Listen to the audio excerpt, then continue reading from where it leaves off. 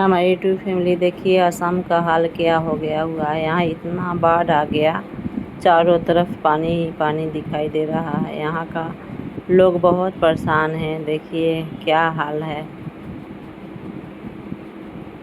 चारों तरफ पानी ही पानी है। बहुत परेशानी हो गया हुआ है यहाँ पे। देखिए असम का हाल क्या हो गया हुआ है।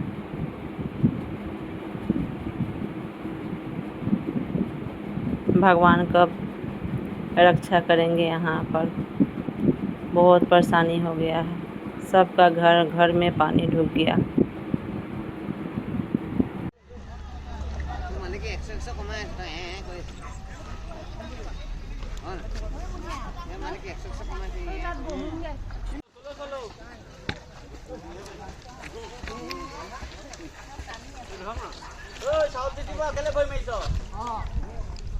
মাৰ মাৰি দে পাপু পিছত পা